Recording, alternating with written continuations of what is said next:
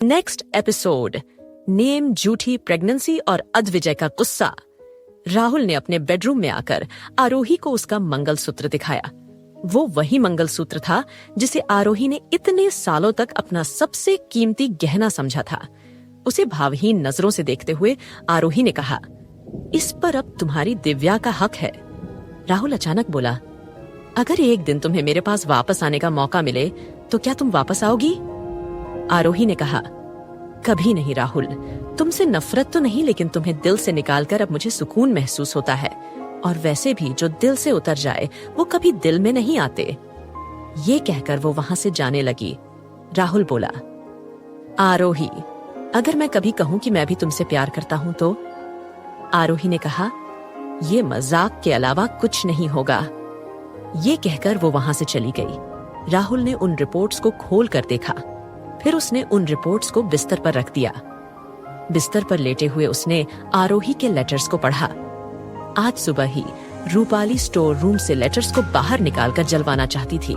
तभी राहुल ने उसे ये करते हुए देख लिया था और तब से उसने एक एक लेटर को कई कई बार पढ़ा। जब आरोही घर से बाहर निकलने लगी तो रूपाली ने आरोही का रास्ता रोकने की कोशिश की, मगर आरोही ने रूपाली का हाथ कसकर पकड़कर उसे अपने सामने से हटा दिया। जब वो गुप्ता हाउस से बाहर निकली तो रूपाली का एक वफादार नौकर कॉल करके किसी से बोला वो यहाँ वापस आई थी। इस पर दूसरी तरफ से एक लड़की ने कहा, मैंने राहुल के बेडरूम में एक सीक्रेट कैमरा लगाया हुआ है, उसे जल्दी से गायब कर दो। ये सुनते ही उस नौकर ने हामी भरी। कॉल पर और कोई नहीं दिव्या थी। दिव्या के पास ना पैसा था, ना इज्जत थी और ना ही उसका प्यार था। अब वो उस जहरील नागिन की तरह थी जो बस फूफकारती थी। उसने सोचा कि चाहे वो मर ही क्यों न जाए, मगर वो आरोही को चैन की जिंदगी नहीं जीने देगी। उसने राहुल और आरोही पर नजर रखने के लिए नौकर को लगाया। पहले तो वो नौकर ये सुनते ही कि आरोही अद्विजय की वाइफ है, उसकी मदद करने के लिए तैयार नहीं था। वो नौकर 40 से 45 की उम्र का था। अपना काम निकलवाने के लिए दिव्या ने उस नौकर से अपने शरीर तक का सौदा कर दिया। इस वक्त दिव्या एक होटल रूम में थी। वो अपने पेट पर हाथ फेरते हुए बोली, थोड़ी देर लगेगी, लेकिन तुम्हें तुम्हारी माँ तुम्हारा हक दिलाकर रहेगी। ये कहकर उसके चेहरे पर एक कुटिल मुस्कुराहट थी। वहीं आरोही 20 मिनट में ही गुप्ता हाउस से बाहर आ गई थी। दंश ने गाड़ी को स्टार्ट किया और वो रावत विला आ गई। रात के वक्त अद्विजय जब आया तो उसने आरोही को बताया, कल हमें एक पार्टी में जाना है। आरोही ने पूछा, लेकिन किस पहचान के साथ? सेक्रेटरी या आपकी पत्नी?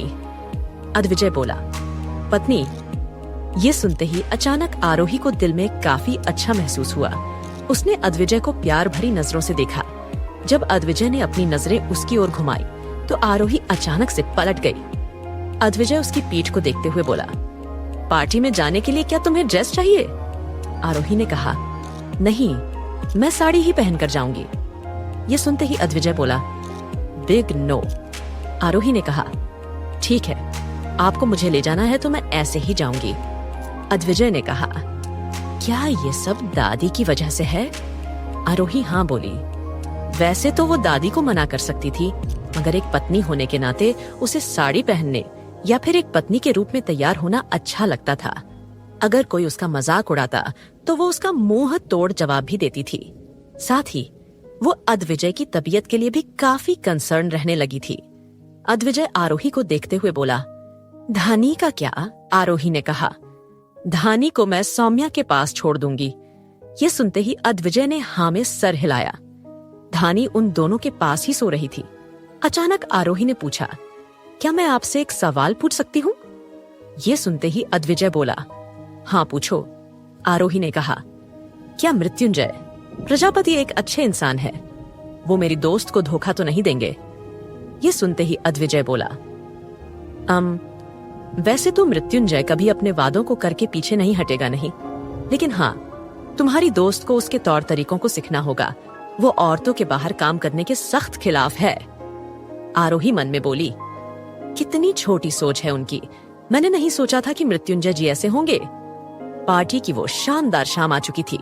अद्विजय ने व्हाइट कलर की सिल्की शर्ट, ब्लैक कलर का वेलवेट जैकेट, एक महंगे ब्रांड की बेल्ट जिस पर टाइगर का सर बना हुआ था। डायमंड का ब्रोच और कफलिंग लगाने के बाद वो पूरी तरह से तैयार होकर खड़ा था। आरोही भी कुछ देर में तैयार होकर आई। आरोही को सौम्या ने रेडी किया था। जब वो अपनी साड़ी को संभालते हुए रूम में एंटर हुई तो अद्विजय, जो कि अपने बालों को कोम कर रहा था, उसके हाथ से कोम नीचे गिर गया। उसने स्टंट होकर आरोही के गॉर्जियस लुक को देखा। आरोही ने एक सीक्वेंस की ब्लैक साड़ी पहनी हुई थी। सौम्या ने आरोही के बालों को नीचे से कर्ल कर दिया था। आरोही ने बालों में बीच की मांग की हुई थी और उसके कानों तक आती लटे उसके गुलाबी गालों पर लटकी हुई थी। बालों में एक हाफ मून की क्लिप लगाए, गर्दन में एक डायमंड का नेकलेस पहने हुए थी जिसमें लाइट ब्लू कलर का डायमंड था। एक हाथ में ब्लैक कलर की चूड़ियां पहने, साथ में अद्विजय का दिया मंगलसूत्र पहने हुए वो अद्विजय के सामने खड़ी थी। अद्विजय के मुंह से निकला, आरोही यहाँ आओ। आरोही अद्विजय के पास पड़ी। उसे लगा कि अद्विजय को उससे कोई मदद चाहिए होगी। तभी अद्विजय ने अपने हाथ आगे बढ़ाए। उसने आरोही की कमर पर अपने दोनों हाथ रखे। उसे अपने बिल्कुल करीब लाकर बोला, You are looking damn gorgeous। आरोही मुस्कुराई और बोली, कॉम्प्लीमेंट? वो भी आपसे? ये सुनते ही अद्विजय बोला, आज से पहले तुम कभी इतनी खूबसूरत लगी ही नहीं। इस पर आरोही का मुंह बन गया। अचानक जब अद्विजय उससे दूर हुआ तो आरोही की नजर अद्विजय के हाथ पर गई जिस पर चोट आई थी। आप कल रात मुझे बचाने आए थे? आरोही ने हैरान होकर पूछा। आगे से ऐसे सड़कों पर निकलने की जरूरत नहीं है। ये कहकर अद्विजय रूम से बाहर निकला। आरोही ने अपने सीने पर हाथ रखा और खुद से बोली, हे भगवान, क्या वाकई में हमारी नियत एक दूसरे से इतनी जुड़ी हुई है जिसके खून से मेरी मांग भरी वो अद्विजय ही थे। कुछ देर में वो पार्टी के लिए निकल गए। पार्टी में मृत्युंजय भी आया था। उसने भी ब्लैक कलर के कपड़े पहने हुए थे, मगर उसने बाकी लोगों की तरह वेस्टर्न कपड़े नहीं पहने हुए थे। उसने एक लॉन्ग कुर्ता और धोती पहनी हुई थी। गले में वो एक साफा बांधे हुए था। उसकी वो मूछें उसे काफी राजा महाराजाओं वाला लुक दे रही थी। आरोही ने मृत्युंजय से मिलकर हाथ जोड़कर नमस्ते किया। जब पार्टी शुरू की गई तो आरोही ने अद्विजय से सवाल किया, ये पार्टी किस लिए है? ये सुनते ही अद्विजय बोला, न्यू बोर्न बेबी के नामकरण पर रखी गई है।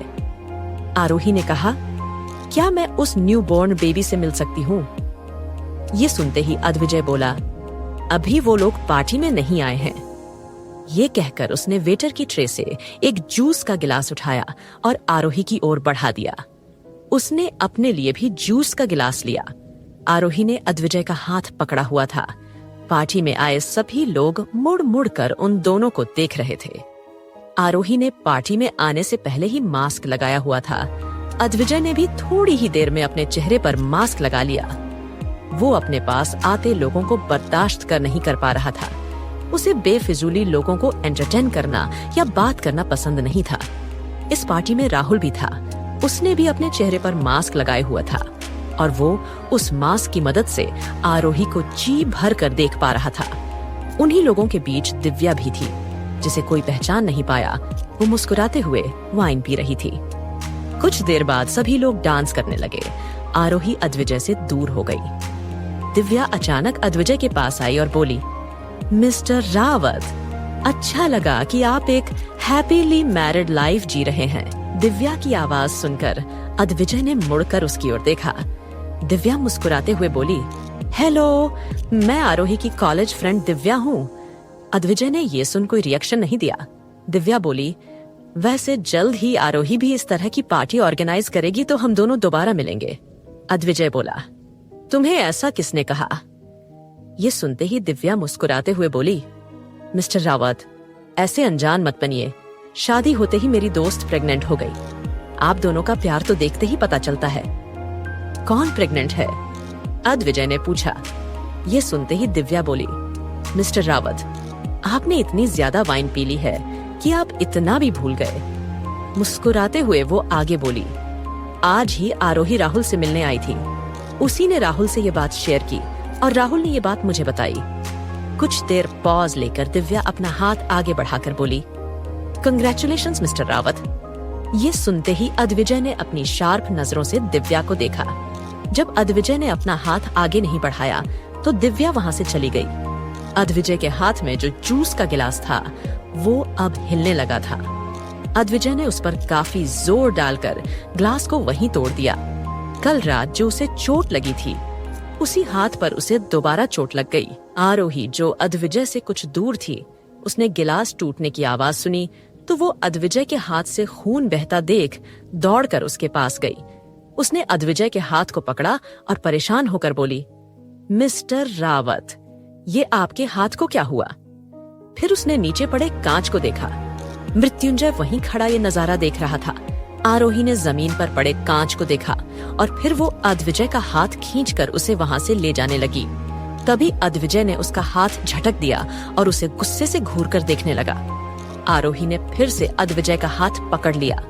अद्विजय ने उससे अपना हाथ छुड़ाने की कोशिश की, मगर आरोही उसे खींचकर अपने साथ ले गई और एक चेयर पर अद्विजय को बैठाकर खुद वो नीचे बैठी।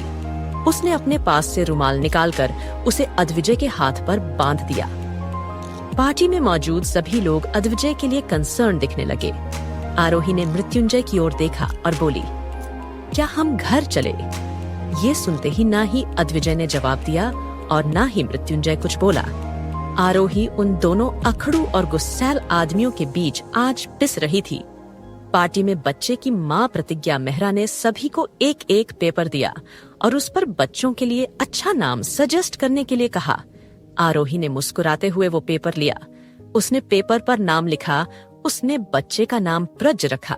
प्रतिज्ञा मेहरा ने कुछ देर में सभी के सामने नाम अनाउंस किया। उसने अपने बेटे का नाम प्रज ही रखा था। नाम अनाउंस करने के बाद उसने अपनी एक नौकरानी को ऑर्डर दिया। वो नौकरानी आरोही के पास एक बॉक्स लेकर गई और बोली, मैडम को आपका नाम पसंद आया है, इसलिए ये गिफ्ट आपके लिए है। ये सुनते ही आरोही ने ना में गर्दन हिलाई और बोली, नहीं, मैं ये नहीं ले सकती।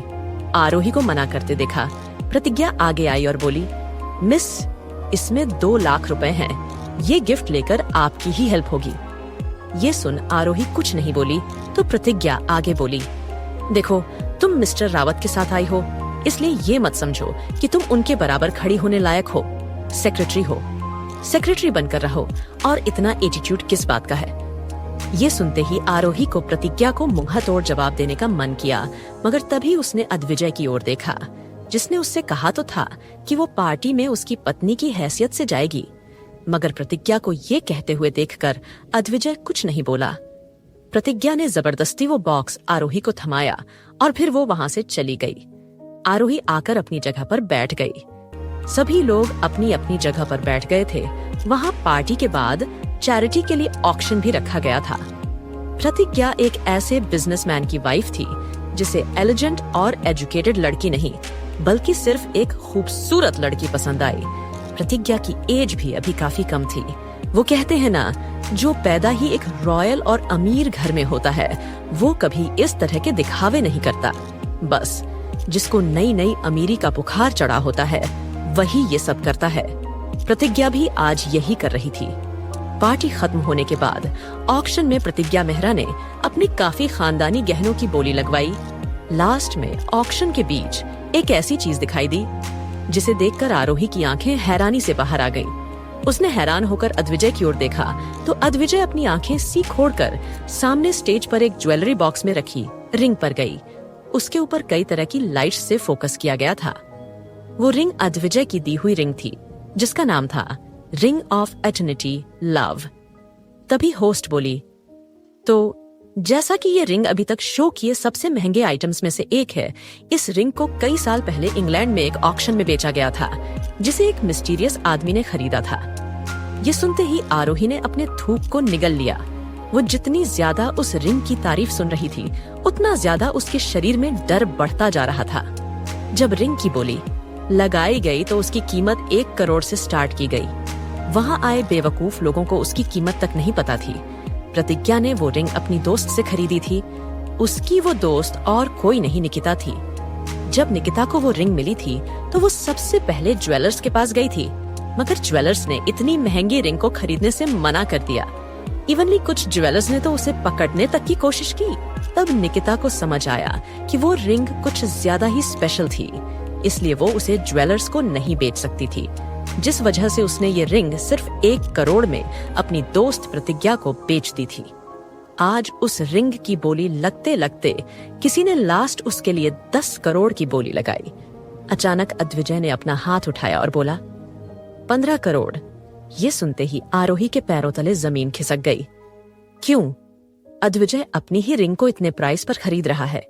क्या करेगा अब अद्विजय आरोही के साथ? क्या राहुल को फेक प्रेगनेंसी का पता चलेगा? एपिसोड नेम, भीड़ में क्यों किस किया? 15 करोड़।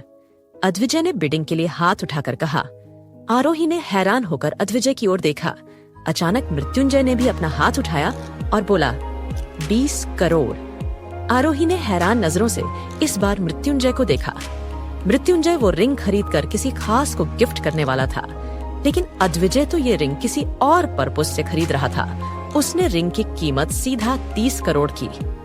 अचानक पार्टी में आए एक मिस्टीरियस आदमी ने उस रिंग के लिए बोली लगाई, पूरे 50 करोड़। ये सुनते ही अद्विजय और मृत्युंजय दोनों ने उस आदमी की ओर देखा। मृत्युंजय आगे बोली लगाने वाला था। इससे पहले ही अद्विजय ने उसके हाथ पर हाथ रखा और उसे आगे बोली ना लगाने के लिए कहा। अद्विजय को उस आदमी को देखकर ही यह पता चल गया कि वो कोई बिजनेसमैन या फिर कोई इंडियन नहीं है। ऑक्शन खत्म होने के साथ ही सभी वहां से निकलने लगे। अद्विजय आरोही को इग्नोर करते हुए अपनी कार की ओर बढ़ा। आरोही अचानक दौड़कर अद्विजय के आगे आई और उसने अपने दोनों हाथ फैला दिए ताकि अद्विजय उसे छोड़कर आगे न जा सके। आपको क्या हुआ है? अचानक आप मुझसे रूखा बर्ताव क्यों करने लगे हैं? क्या किया है मैंने? अद्विजय ने गुस्से से कहा। हट जाओ मेरे सामने से। नहीं नहीं, बिल्कुल नहीं। आप अकड़ू हो तो मैं जिद्दी हूँ। वजह जाने बगैर आज सामने से नहीं हटूंगी। आरोही तेज आवाज में बोली। Who the hell out you? Advijay frustrate होकर बोला। Your beloved and one and only wife, आरोही अद्विजय रावत। ये कहकर उसने अपना मंगलसूत्र ब्लाउज से निकाल कर दिखाया और बोली, नाराज है ना आप किसी बात को लेकर, लेकिन मेरी नाराजगी का क्या? आज पत्नी की हैसियत से लेकर आए थे ना आप मुझे, फिर क्यों? मैं बस एक सेक्रेटरी बनकर रह गई। बोलिए। आरोही, मेरे सामने से हट जाओ वरना मैं क्या कर बैठूंगा मैं खुद नहीं जानता। अद्विजय ने उसे वार्न किया। आरोही इस बार अद्विजय की आंखों में आग देखकर प्यार से बोली, प्लीज मुझसे शेयर कीजिए जो भी हुआ है। अद्विजय अब अपने गुस्से को और कंट्रोल नहीं कर सका और वो आरोही की गर्दन को पकड़कर उसे पीछे धकेलते हुए कार के बोनट से सटा दिया। अद्विजय छोड़िए मुझे, मेरी सांस। आरोही ने बोलने की कोशिश की। अद्विजय ने उसकी गर्दन को छोड़ा और बोनट पर एक घूंसा मारा। उसके मजबूत पंच की वजह से बोनट थोड़ा पिचक गया। आरोही ने ये देखा तो वो घबरा गई। अद्विजय जब फिर से पंच मारने की कोशिश की तो आरोही ने अपने चेहरे को उसके सामने कर दिया। अद्विजय का हाथ हवा में ही रुक गया। वो आरोही की डर से बंद आंखों को देखकर बोला, मेरी पत्नी प्रेग्नेंट है। ये बात मुझे नहीं, दूसरों को पता है। क्या मतलब समझूं मैं इसका? आरोही ये सुनकर शॉक के साथ अद्विजय को देखने लगी। अद्विजय ने आरोही के हाथ को कसकर पकड़ा और बोला, कैसे हुई तुम प्रे? इससे आगे के शब्द अद्विजय के होंठों से निकले ही नहीं, क्योंकि अचानक आरोही ने अद्विजय के होंठों पर अपने होंठों को टिका दिया था और उसे चूमने लगी। अद्विजय ने उसे अपने होंठों से अलग करना चाहा, मगर इस बार आरोही ने अपने दोनों हाथों से अद्विजय का सर पकड़कर उसे किस में इन्वॉल्व रखा। जब भी अद्विजय उससे दूर होने की कोशिश करता, उसे हैरान करते हुए आरोही उसे और गहराई से चूमने लगती। आरोही ने अचानक भीड़ से भरी उस पार्किंग में ऐसा कदम इसीलिए उठाया था क्योंकि वहां राहुल भी मौजूद था, जो कि उनकी ओर आ रहा था। आरोही ने जब अपनी हल्की खुली आंखों से राहुल को देखा था तो वह डर गई थी और तभी अद्विजय ने उसकी प्रेगनेंसी वाली बात कही। वह बिल्कुल नहीं चाहती थी कि यह बात राहुल के सामने आए और वह अपने प्लान को शुरू करने से पहले ही हारी जाए। जब उसने ऐसा किया तो राहुल वहां से मुड़कर काफी दूर चला गया। उसके जाने के बाद आरोही ने अद्विजय को जाने दिया। अद्विजय उसे देखते हुए बोला, यह क्या था? ये सुनकर आरोही ने कोई जवाब नहीं दिया। अद्विजय गुस्से में उसका हाथ पकड़कर उसे वहां से खींच कर ले जाने लगा। दिव्या ने यह देखा वो चाहती थी कि यह सच पार्टी में सबके सामने आए और आरोही को बेइज्जत किया जाता। वो दांत भींचते हुए खुद से बोली, खैर मेरे पास और मौके रहेंगे, देखती हूँ कैसे बचेगा इनका ये झूठा रिश्ता। अद्विजय आरोही का हाथ खींचकर उसे अपने साथ ले जाने लगा। आरोही ने लाचार नजरों से मुड़कर दादी और परिवार के बाकी लोगों को देखा। जब अद्विजय उसे कार में बैठने लगा तो आरोही ने उससे अपना हाथ झटकते हुए कहा, लीव मी। अद्विजय ने उसकी चिन को पकड़ते हुए कहा, तुम मेरे साथ चलोगी और मेरे हर ऑर्डर को मानेगी। ये कहते हुए उसने आरोही को गोद में उठाया और उसे कार की पीछे वाली सीट पर पटक दिया। दरवाजे को काफी फोर्स के साथ बंद करने के बाद ड्राइविंग सीट पर आकर वो कार को अपने एक नए विला की ओर ले गया। अद्विजय का न्यू विला रावत कॉर्पोरेशन की बिल्डिंग के करीब ही था। आरोही को विला में छोड़ते हुए उसने कहा, रात को मेरे दोस्त यहाँ आने वाले हैं, मेक श्योर कि तुम उनके लिए अच्छा सा डिनर बनाकर तैयार करो। ये कहकर अद्विजय वहाँ से चला गया। 1 घंटे बाद 2 आदमी दीपेश और अरुण के साथ अद्विजय विला के अंदर पहुंचा तो उसने देखा कि टेबल पर ऑलरेडी आरोही डिनर लगा चुकी थी।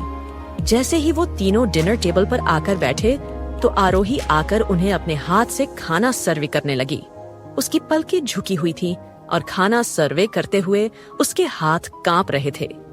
आरोही की बैग को देखते ही अद्विजय के दोनों दोस्त लस्ट भरी आंखों से आरोही को देखने लगे। दीपेश ने आरोही से हर डिशेज को उसकी प्लेट में सर्व करने का ऑर्डर दिया तो अरुण ने अपनी चेयर को पीछे कर लिया। वो आरोही की बैग को निहारे जा रहा था। टेबल पर रखी कुछ कटोरी आरोही के हाथ से काफी दूर थी, इसलिए वो टेबल पर थोड़ा सा झुक गई। तभी अरुण ने अपनी ललचाई आंखों को बंद किया और आरोही की खुशबू को महसूस किया और उसने अपनी उंगलियां आरोही की पीठ पर रख दी। अपनी पीठ पर किसी की टच को महसूस करके आरोही डर से कांप गई और उसके हाथ में जो कटोरी थी वो नीचे गिर गई। उसमें मौजूद सारा सूप टेबल पर फैल गया जिससे कि अरुण की पेंट गीली हो गई। उसने गुस्से में उठकर आरोही के बालों को पकड़ा और चीखा, बदतमीज औरत, क्या तुम्हें इतना सा काम ढंग से करना नहीं आता? तुम एक नौकरानी से भी बेहतर हो। दीपेश ने बुरी तरह मुस्कुराते हुए कहा, मिस्टर अद्विजय रावत, लगता है पहली बार में ही तुम लड़की के मामले में मार खा गए। अद्विजय ने अरुण की आंखों में देखा और गरजती आवाज में कहा, उसके बाल छोड़ो। अरुण ने आरोही के बालों को और खींचते हुए कहा, ये तुम्हारी खरीदी हुई चीज है। मुझे लगता है कि मुझे इसे सबक सिखा देना चाहिए कि किस तरह से अपने मालिक के सामने बिहेव किया जाता है। अद्विजय ने एक स्पून को उठाया और उसे टेबल पर बिखरे हुए सूप को टेस्ट करके देखा। टेस्ट करते हुए उसे पता चला कि सूप में सिवाय नमक के तो कुछ था ही नहीं। उसने स्पून को टेबल पर पटका, अपनी नजरें आरोही के चेहरे की ओर ले गया। उसने देखा कि आरोही रिक्वेस्ट भरी आंखों से, गुस्से भरी आंखों से उसे देख रही थी। आरोही ने एक बार भी अरुण या दीपेश को गुस्से से नहीं देखा था।